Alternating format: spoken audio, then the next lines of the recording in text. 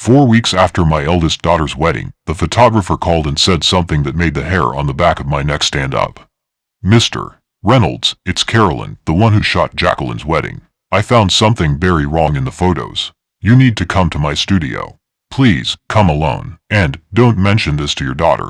Her voice was shaking. "Before I tell you what I saw that day, do one thing for me. Subscribe to the channel and tell us in the comments where you're listening from, because what happened next is something every parent needs to hear." The call came just as I'd lowered myself into my chair with a mug of coffee. Tuesday morning, house quiet, financial reports spread out on my desk in my home office. 40 years of building Reynolds Home Supply, 3 locations across Phoenix, steady profits, good staff. I'd earned those slow mornings, the kind where the loudest sound was the air conditioner kicking on. I almost let the unknown number go to voicemail. "Yes, this is Reynolds," I answered, more out of habit than curiosity. "Mr. Reynolds." The voice was tight, breathy. "This is Carolyn Thornton. I photographed Jacqueline's wedding last month." I straightened in my chair. "Of course, everything all right. I really can't explain over the phone," she said, and I could hear her swallow. "I noticed something terrible while finalizing the album. You need to see it in person. Please come tomorrow morning, just you. And please, don't tell your daughter yet." My grip tightened around the phone. "What do you mean, terrible? Did you lose the files? Did something happen to the pictures?" Losing the photos from that day would have been bad, sure, but nothing that would make a professional sound this rattled. No, the files are fine. It's what's in them. It's serious, Mr. Reynolds. I promise I'm not being dramatic. I'll show you everything tomorrow at 9 a.m. My studio downtown." I put the address in a text. "Please come alone." The air in my office seemed to thin out, like someone had opened a hidden vent. I'll be there," I managed. "Thank you," she whispered. "And I'm sorry, truly." She hung up, leaving me sitting at my desk with the phone pressed to my ear and my heart beating much too fast for a man who'd just been looking at quarterly projections. I turned slowly toward the framed photo on the wall, Jacqueline in her lace gown, veil glowing in late afternoon light, Samuel beside her in a tailored tux, both smiling like the world had finally clicked into place. 1 month ago, $65,000 blown on that ceremony, and I'd told anyone who asked that it was worth every cent to see my daughter that happy. Now the words, "something serious in the photos," echoed in my head like a warning siren. "Dad." Wendy appeared in my doorway without knocking, as usual, phone in one hand, car keys in the other. "Did you hear me? We need to talk about the car. My Civic is ancient. Everyone at the salon laughs when I pull in. Melissa just got a new Lexus, and I'm still driving that embarrassment. 31 years old, living in my guest house for a little while after her divorce. 4 years later, she and her boyfriend were still there. No rent, no timeline, just expectations. "We'll talk later, Wendy," I said, eyes drifting back to the photo of Jacqueline. "No, Dad, not later this week." The dealership said, "Later," I repeated, sharper this time. She huffed and stomped away, bare feet thudding on the hardwood and then pounding up the stairs, followed by a door slam that rattled a picture frame. I stared at the spreadsheet on my monitor until the numbers blurred into gray lines. I tried to focus, inventory counts, payroll, freight costs, but my mind kept circling back to Carolyn's trembling voice. The wedding had been perfect, hadn't it? Botanical garden ceremony, 5-star resort reception, every detail manicured within an inch of its life. Jacqueline had glowed, Samuel had been attentive, charming, the kind of man any father would be relieved to hand his daughter to. What could possibly be hiding in those photos that was so bad she didn't even want me to warn my own child? Around noon, Benjamin sauntered into my office like I'd summoned him. No knock, just the squeak of the door and the smell of whatever cheap cologne he'd bathed in that day. "Hey, Pops," he said, leaning on the doorframe. "Wendy says you're being stubborn about the car." "I said we'd discuss it later," I replied, not looking up. "Yeah, but she's really set on it. Happy girlfriend, happy life, you know." He chuckled. 38, no steady job, living in the guest house I'd once imagined for grandkids. Advice, he had. Responsibility, not so much. I stood and walked to the window, looking out at the pool, shimmering in the desert sun. The guest house sat at the back of the property, a neat little structure with its own kitchen and 2 bedrooms. I'd paid extra for the separate entrance, thinking privacy would be nice for visiting family. Instead, it had become a permanent nest for 2 adults who treated my home like a hotel and my bank account like room service. The rest of the day passed in a blur of half-finished tasks. I reheated leftover pasta for dinner and ate standing at the counter while Wendy laughed too loudly on a video call upstairs and Benjamin hollered at some game show in my recliner. At 7:30, the doorbell rang. Jacqueline stood on the front step in a blazer, designer jeans, and the same polished smile that reminded me painfully of her mother. "Hi, Dad," she said, kissing my cheek and sweeping past me like she already owned the place. "Samuel's working late. I thought I'd drop by. Scottsdale wasn't exactly on the way to anything near my house, but I did comment." She settled elegantly onto the couch, eyes flicking around the room as if she were evaluating the value of every item. "You look tired," she observed. "Business okay?" "Fine," I said. "Just a long day." "Well, maybe it's time things got easier for all of us," she said lightly. "Samuel and I have been looking at houses. There's this one place, unbelievable, really. 4 bedrooms, pool, mountain view. We just need a little help with the down payment. 40,000. It's not much, considering everything you spent on the wedding. This would really complete the picture." Her tone was casual, like she was asking me to pass the salt, not transfer a small fortune.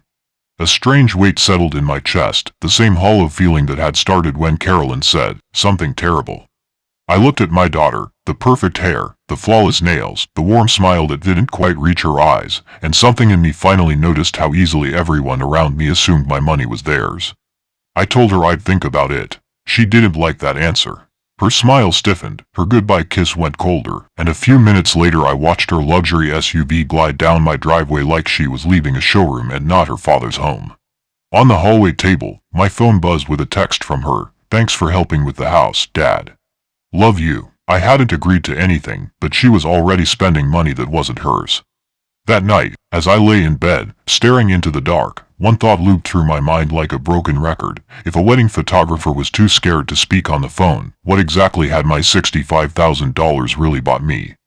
Sunrise broke across the desert sky, turning the mountains faint gold as I got in my truck and pulled out of the driveway. I hadn't slept. My mind had replayed Carolyn's call on a loop. "Something serious, come alone, don't tell your daughter." The calm part of me, the part trained by decades of running a business, told me I was overreacting. It was probably nothing. Maybe a stolen camera, a glitch in the images, a few awkward photos she didn't know how to handle. But then there was the other part of me, the one that had lived in my house these past 4 years, drowning under demands, constant expectations, a daughter asking for $40,000 like it was spare change, another daughter and her boyfriend living rent-free and calling it love. That part of me whispered that maybe, just maybe, it was something bigger. The studio sat in the Arts District, in a renovated warehouse with glass windows and clean white walls.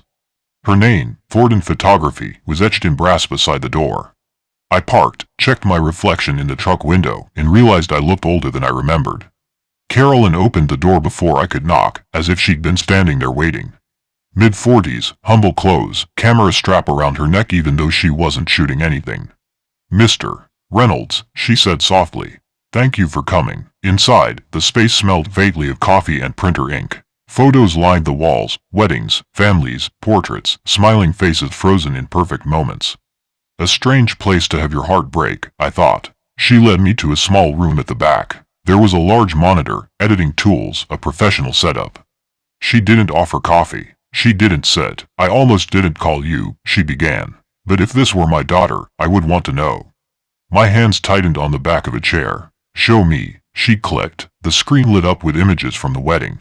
The ceremony, the flowers, Jacqueline walking down the aisle on my arm, the look in her eyes, the tears, the joy. I felt my throat tighten. "These are what you've already seen," Carolyn said. But there was another folder. One you weren't meant to see. I was testing exposures 2 hours before the ceremony.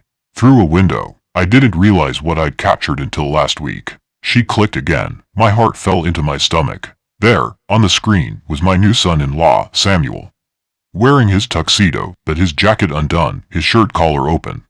His arms around a red-haired woman I had never seen. Her hand on his chest. Her wedding ring flashing in the light. They weren't standing apart. They weren't confused. They weren't even talking. They were kissing, like people who had done it 100 times. Like people who had no intention of stopping. This was 2 hours before the ceremony, Carolyn whispered. The metadata is embedded. GPS, timestamp, everything. I didn't manipulate anything. I didn't even know what I had until I zoomed in. My mouth was dry. My voice didn't sound like mine. "Do you have more?" She nodded, clicking again. Angle after angle. His face, her ring, their hands, their bodies pressed against each other like they belonged together. Not him and Jacqueline, who was getting her hair curled at that exact moment. I felt something in my chest crack, not loudly, not dramatically, but quietly, like a beam giving way after years of carrying too much weight. "I've prepared everything you need to verify," Carolyn said carefully. "Metadata logs, files, copies. If needed, this could hold up legally." She opened her desk drawer and handed me a flash drive. It was small, silver, and somehow heavier than it looked. "I'm sorry," she said, voice almost a whisper. "I know what these will do." I closed my hand around the drive. My voice came out quiet and flat. "Thank you." She nodded, eyes soft, then stepped back and let me leave. The drive felt like a stone in my pocket, burning through the fabric with every step. Driving back through Phoenix, traffic blurring past like streaks of color, I kept asking myself the same question over and over. If Samuel was never committed, if he already had someone else, if he was kissing another woman on his wedding day, why did he marry my daughter at all? And why did Jacqueline still ask me for money like nothing was wrong? Something was very wrong. I just didn't yet know how deep it went. But I was going to find out. Because a wedding that starts with a kiss like that doesn't end well for anyone involved. I didn't go inside immediately when I got home. I sat in my truck in the driveway, staring at the stucco walls of my house, the trimmed hedges, the pool glittering behind the glass doors. Everything looked exactly the same as it had yesterday, last week, last month, but now it all felt different, like the house was just a stage set and I had finally seen behind the curtain. Samuel had kissed another woman 2 hours before marrying my daughter. Not drunk, not confused, confident, deliberate, planned. A woman who wore a wedding ring of her own. How long had it been going on? Did Jacqueline know? Did she care? And the question that twisted deeper than the rest, if Samuel was already committed to someone else, what did he gain from marrying my daughter? Why spend $65,000 of my money on a wedding for a marriage he never planned to honor? Inside, I could hear Benjamin's laughter from the living room, the television blaring, the clink of a beer bottle on my coffee table. Wendy's voice floated down the stairs, complaining to someone on the phone about her week, my house, my electricity, my Wi-Fi, all being used as a backdrop for her dramatic whining about how exhausted she was from doing nothing. I walked to my office and shut the door quietly, not slamming, not rushing. I sat at my desk, placed a little silver flash drive in front of me, and just stared at it. What was it worth? Truth, pain, clarity. My phone buzzed. A message from Jacqueline. "Samuel and I found an even better house, but we have to move fast. Dad, I really need you to help. Can you confirm $40,000 by Friday? Love you." I didn't respond, not because I was angry, but because for the first time, I realized something. My daughter had never asked me if I wanted to help. She simply expected it. Later that night, something strange happened. Wendy knocked on my office door. She never knocked. "Dad," she said, hesitant, "can we talk?" I looked up. She stepped inside, arms crossed, pretending to be calm. "So, Jacqueline called me. She said you're being weird, quiet, stressed, that you seemed off, as if I were malfunctioning, as if my only proper function was to provide, fund, agree. She said you might be having money worries." Wendy said, searching my face. "Benjamin thinks maybe you're panicking about retirement. Dad, don't worry. You still have plenty. You'll be fine. You don't need to stress. We're here. We'll take care of things. We'll take care of things." I almost laughed. Take care. As if anything in this house ran because of them. As if they had ever contributed a single dollar. As if they didn't owe me years of rent, utilities, groceries, things they believed magically existed for free. That night, I couldn't sleep again. I walked downstairs around midnight, made coffee even though it was too late for coffee, and sat staring at Carolyn's flash drive under the kitchen light. I thought about something I'd once heard. The truth doesn't destroy families. Lies do. The next morning, I went to the bank. Not to withdraw money, not to transfer funds, but to ask a question. When was the joint account for Samuel and Jacqueline opened? I asked Patricia, the branch manager. Before or after the wedding? She typed, squinted at the screen, then said, 2 months before. May 10th, 2 months before the wedding. Time enough to prepare, time enough to plan. To plan what? A wedding, or something else entirely. On the drive home, I felt something I hadn't felt in years. Not sadness, not confusion, not anger. Something else. A feeling I remembered from decades ago, back when I built my business from nothing. A feeling like something was about to change. Something was about to break. Something was about to begin. I walked back into my house. Benjamin yelled from the kitchen, "Pops, we're out of eggs. Can you get some later?" Wendy was on the couch scrolling on her phone, using my Wi-Fi, drinking my coffee, wearing clothes bought with my money. None of them knew what I knew now. None of them saw me as anything but a bank with a voice. But things were about to change. Because nobody, not Wendy, not Benjamin, not Jacqueline, not Samuel, had any idea what was coming next. And I was done being their wallet with a pulse. Sleep avoided me like a guilty conscience. I sat in my office past midnight, the flash drive from Carolyn on my desk glowing beneath the lamplight like it carried radioactive truth. Every time I closed my eyes, I saw Samuel's hands tangled in that woman's hair, her wedding ring flashing boldly, as if mocking the vows he'd take 2 hours later with my daughter. I opened my laptop, not to look at the photos again, but to look at something else. Numbers, the wedding budget spreadsheet, every receipt, every transfer, every detail of what I had paid for. $65,000 in venue, catering, flowers, decor, dresses, suits, photographers, musicians, open bar. But that wasn't all. Jacqueline had insisted on a money table, no registry, no gifts, just envelopes. "We're starting fresh, Dad," she'd said, sweet and harmless. "Cash is more practical. Cash, untraceable cash." I remembered the envelopes piled on the table. I remembered Samuel smiling as he collected them, pocketing some directly. I remembered my business partner, Marcus, handing Samuel a separate check for $15,000 as a personal gift. "Start your life right," he'd said. "Start your life right, or finance your scheme." I pulled out a legal pad and began writing numbers. Total estimated envelope money, $45,000. Marcus's check, $15,000. My wedding payment, $65,000. Total, $125,000. My hand paused over the paper. Marrying my daughter wasn't about love. It was about profit. My phone lit up with a message from Jacqueline. "Dad, please confirm the $40K. Samuel says we need the wire transfer by Friday." By Friday, like it was a phone bill. I didn't reply. Instead, I wrote 4 words under my last number: "Why marry at all?" The only answer was becoming clearer. The wedding wasn't the plan. The marriage wasn't the plan. The money was the plan. The clock glowed 3:05 a.m. when I made coffee and watched the desert wind move through the branches of the Palo Verde trees outside. I didn't feel angry. I felt awake. At 7, I showered, dressed in clean clothes, and left the house before Wendy woke. I couldn't face her dramatics. Not today. I drove to downtown Phoenix, not to Carolyn's studio this time, but to a law firm. Property, probate, asset protection, ownership. My business brain kicked in. I met with attorney Robert McKenzie, a quiet man with sharp eyes who listened more than he spoke. He examined my notes, my spreadsheet, my situation. He leaned back, pen tapping the table softly. "Mr. Reynolds," he said, "this is not a marriage problem. This is a financial exploitation problem." I nodded slowly. "What can I do?" "Reclaim your rights," he said. "Legally protect your assets, evict unauthorized occupants, and stop funding your own manipulation." He slid his card toward me. "Come back when you're ready. This will be war, but we can win it. Legally, quietly, and permanently." When I got home, Wendy and Benjamin were sprawled across my couch, eating from takeout containers I'd paid for. Not a care in the world. Not a clue in their minds. Wendy looked up. "Dad, we're thinking maybe you could sell the business and house soon.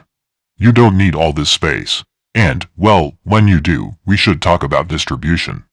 Distribution. She meant inheritance. She meant claim. She meant money. I stared at her for a moment that felt like an hour. Not with sadness, not with disappointment, with clarity. "Wendy," I said calmly, "you and Benjamin will need to find another place to live."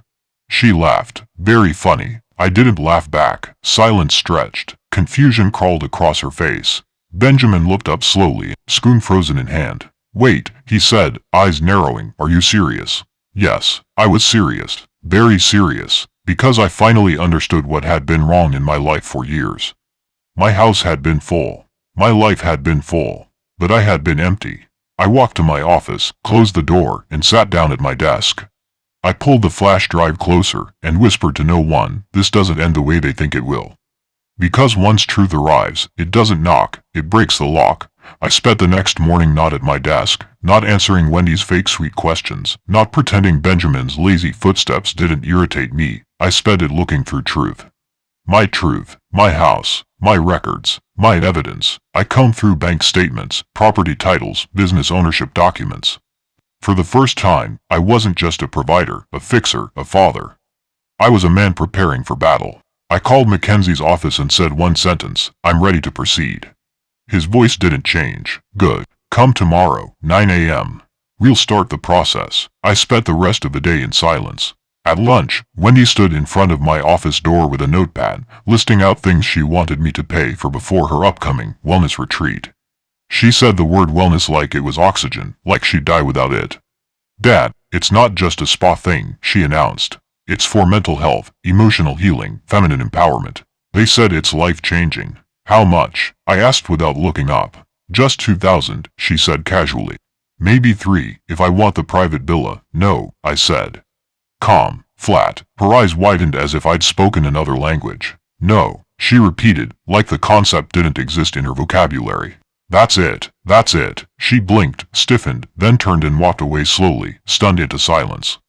That evening, Jacqueline showed up uninvited. Perfect hair, perfect smile, perfect timing, right after dinner, when she knew I'd be tired and most agreeable. She walked in like she owned the place. "Dad, we need to talk. Samuel and I met with the sellers today. The house is basically ours, but we need to secure financing immediately." I didn't say anything. She sat across from me, voice soft like honey used as poison. "Dad, you've always provided for us. You raised us to expect stability, security, support. You taught us that family takes care of family." She smiled sweetly. "So, can we lock the transfer for the $40,000?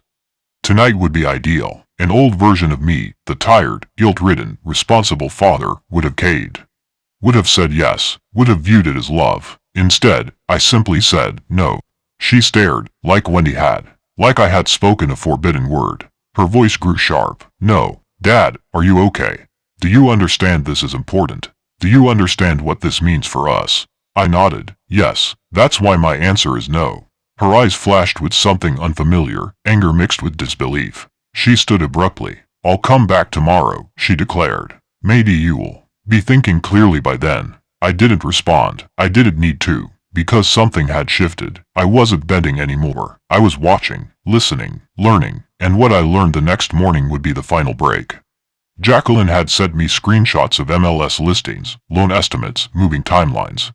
She didn't ask if I would pay. She assumed, like always. That afternoon, I came home quietly and heard voices from the second-floor hallway, Wendy's phone on speaker, Jacqueline's voice spilling into the stairwell, unaware I was there. I froze. "Just keep Dad calm 2 more months, Jacqueline was saying. "Then I file for divorce, and under Arizona law, I get half of the wedding money." Samuel and I already agreed on the split. Wendy laughed. "So easy," she said. "Dad thinks he's helping you start your life. He doesn't realize he's funding your exit." My heart didn't break, it hardened. I stood there, listening to my daughters, grown women, plotting, laughing, calculating. Not love, not family, a strategy, a scheme, and I was the ATM fueling it. I didn't make a sound. I quietly stepped back, calmly walked to my office, closed the door, and sat down in silence. No tears, no shouting, no shaking, just pure, clear knowing. They were not just careless. They were deliberate. The wedding was not sacred. It was a transaction. The house, the inheritance, the money, everything had been one big, planned acquisition.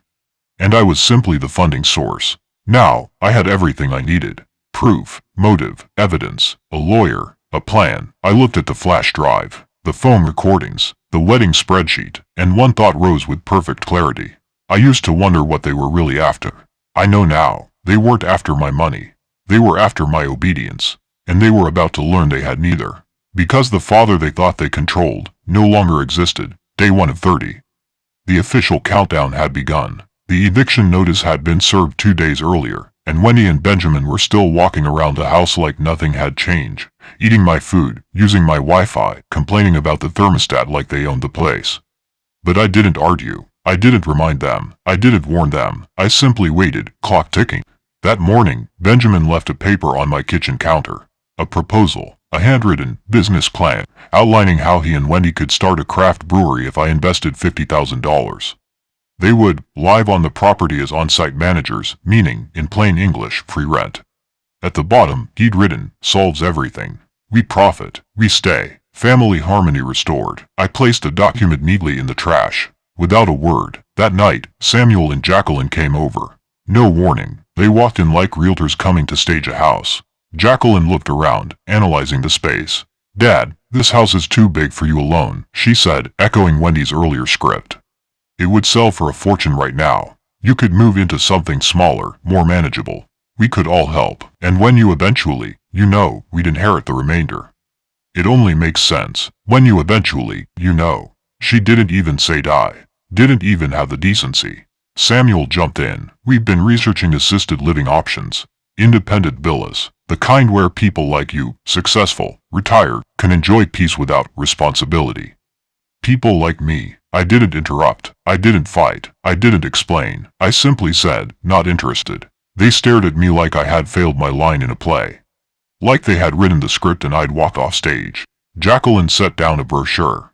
Glossy, smiling elderly people on a porch drinking lemonade. I didn't touch it. She left it on my dining table like a business card at a funeral. The next day, I met Mackenzie at his office. I signed the final trust transfer documents. The house, the business, investments, all legally moved into an irrevocable structure. I kept full control until death, but afterward, my daughters would receive the minimum required by law, not a penny more. The rest would go to organizations that actually helped people, not people who saw help as entitlement. That night, I locked the documents in my desk. That was the moment I felt at peace. Wendy knocked on my office door that evening. She walked in without waiting. "Dad," she said softly, using that fake gentle tone she reserved for manipulation, "we've been thinking. We want to help you manage things. Bills, property, business. You shouldn't have to worry about all that now you're retiring. Honestly, we're concerned. You're retiring." They had decided, apparently. "We could take over the accounts," she continued. "So you don't stress. Take over the accounts." That's what this was really about. Access, control, ownership, without responsibility. "Wendy," I asked quietly, "when was the last time you asked me what I wanted?" She hesitated, confused. "We're trying to help." "No," I said calmly, "you're trying to manage me." Her face changed. The fake sympathy vanished. The real expression appeared, calculating, cold, irritated. "Fine," she said darkly. "Do it the hard way." Day 8. Jacqueline arrived again, but this time with papers. Contracts, sale options, assisted living brochures, power of attorney suggestions. "Dad," she said firmly, "we need to talk about responsibility. We need to protect your assets before you start making mistakes." Before I start making mistakes, she meant before I stopped giving them money. Samuel paced behind her, pretending to inspect the house like a buyer already planning the remodel. I looked at the both of them, calm, silent, unmoved, and then I said 9 words I had been waiting to say. "My assets are already protected. All of them, permanently." The silence that followed was not calm, not peaceful. It was cold, heavy, thick like a door slamming shut forever. They didn't speak. They didn't ask questions. They didn't even argue. They just left, quickly. No goodbye, no love you, no messages that night, because they finally understood. The door they had been trying to enter wasn't locked. It was gone, and the father they thought they could manipulate had vanished with it. But they hadn't seen anything yet. This was only day 8. 22 days remained, and the real battle was just beginning. Day 12. The house felt different, not quieter, but clearer. The eviction clock kept ticking, but Wendy and Benjamin still pretended it didn't exist.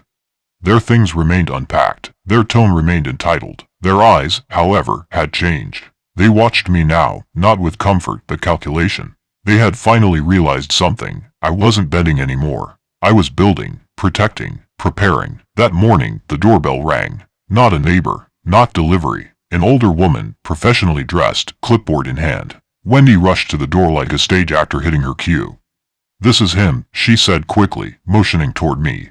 "This is my father. He's been making unstable decisions." The woman smiled a little too sweetly. "I'm Drive Morrison, a licensed psychologist. Your daughters have expressed deep concern about your recent behavior, erratic changes in finances, sudden legal actions, possible cognitive decline." I almost laughed, not because it was funny, but because I had expected something like this.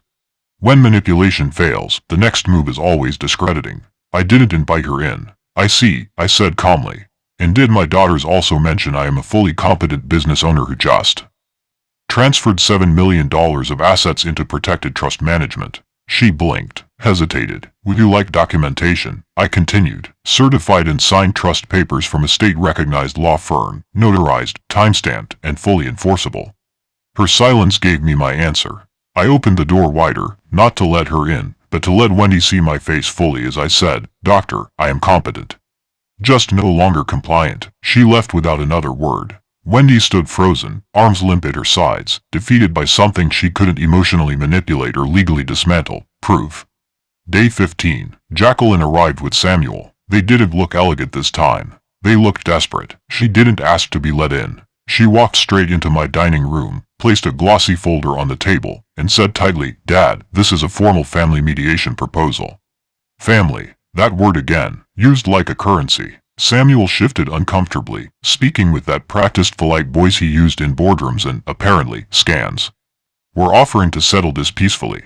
No legal battles, no hostility. In return, you agree to financial cooperation in the transition of your estate.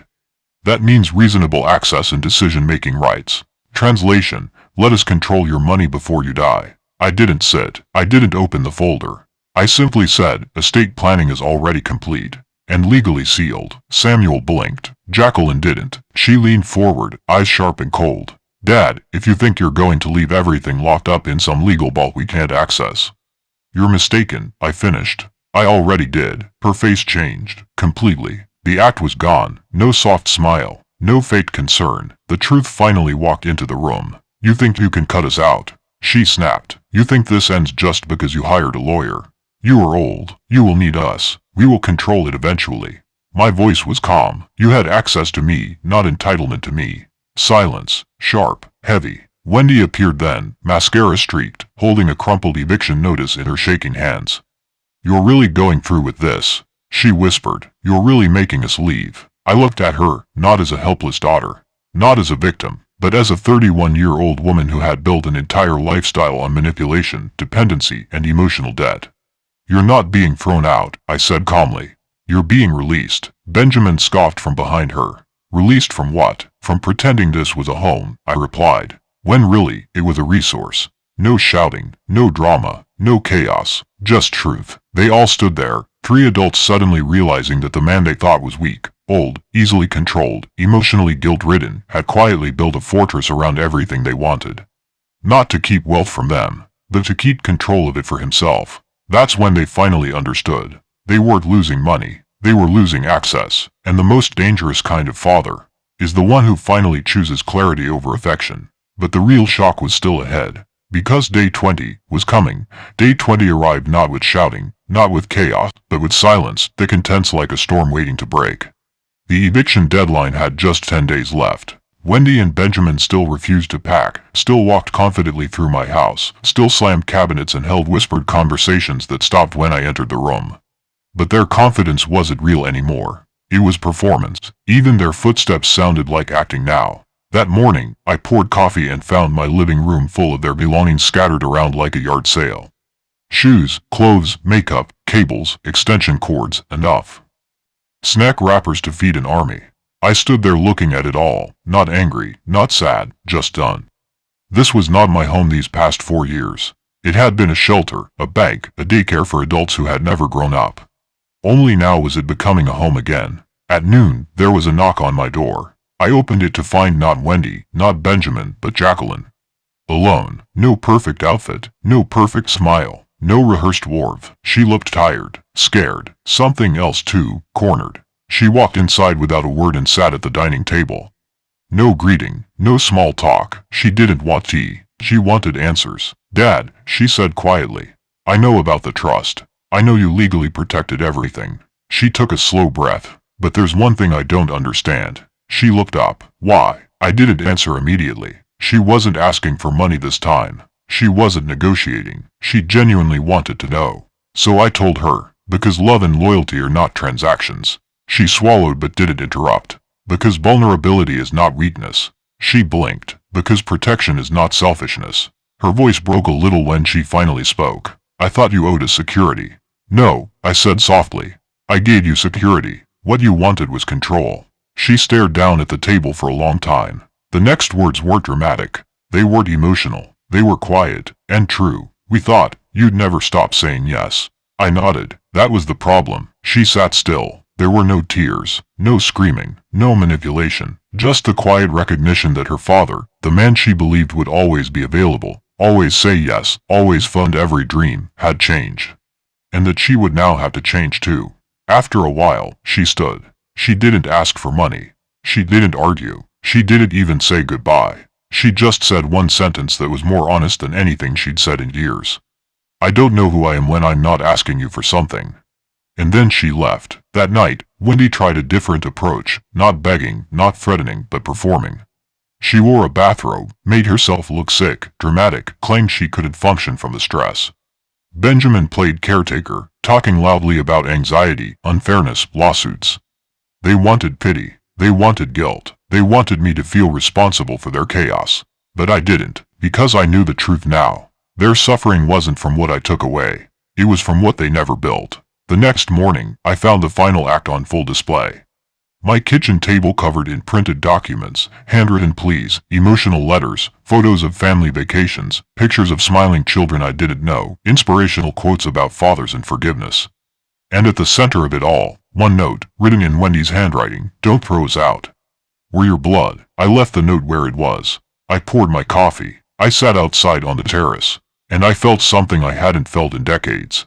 Peace, not because everything was easy, but because everything was finally clear. They didn't need saving. They needed consequences. They didn't need a house. They needed reality. They didn't need a provider. They needed a father who stopped paying their way and started showing them the door. And in 10 days, I would. Because sometimes, the kindest thing a parent can do is stop protecting their children from the life they keep choosing. Day 30. The final morning, I pulled into my driveway at exactly 10 a.m., and 20 seconds later, the sheriff's vehicle rolled in behind me. Not sirens, not drama, just authority. Deputy Martinez stepped out, calm and professional, clipboard in hand.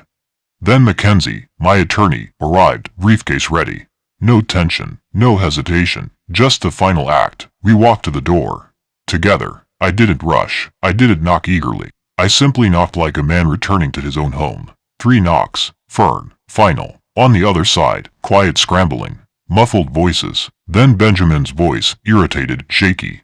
"Go away. You can't do this." But I wasn't the one knocking anymore. Martinez stepped forward. "This is Deputy Martinez with the Maricopa County Sheriff's Office. Open the door or it will be opened by force. This is your final legal warning." Silence. Then Wendy opened the door, hair wild, face puffy from crying, wearing the same robe from 2 days ago. She wasn't sick. She was stalling. "This isn't right," she whispered, eyes darting around for weakness.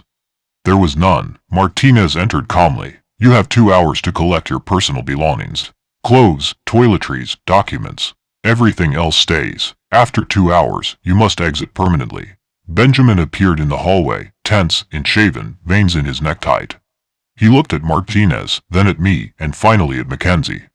He understood. This wasn't emotional anymore. This was legal. And legal is something entitlement can't negotiate with. What followed wasn't loud. It wasn't wild. It was just slow. Wendy moving from room to room, stuffing clothes into garbage bags.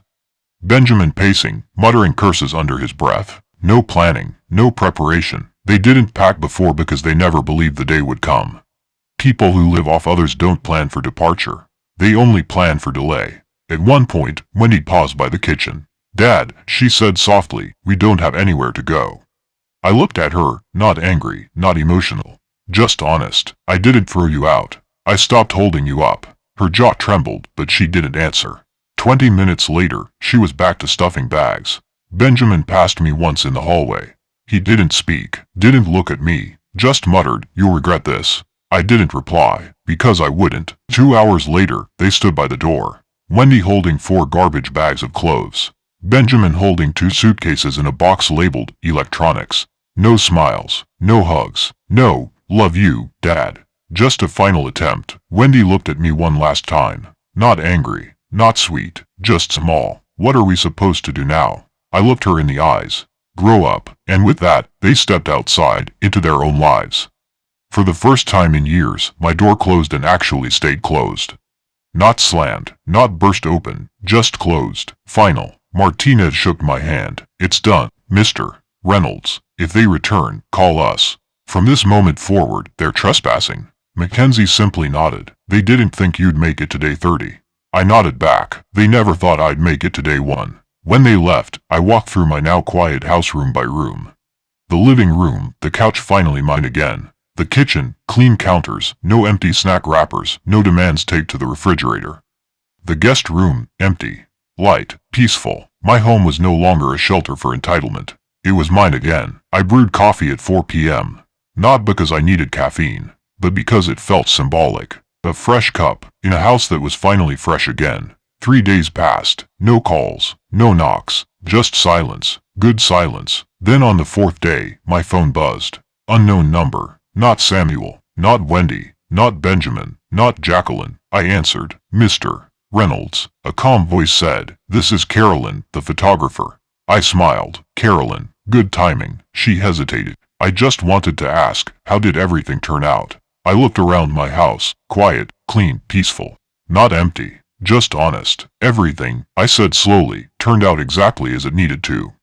She exhaled softly. Would you like to get coffee sometime? I didn't hesitate. Yes, I said. I think it's time for a different kind of conversation. And as I sat alone, in the house that was finally mine, not because I owned it, but because I finally claimed it, I felt something I hadn't felt in years.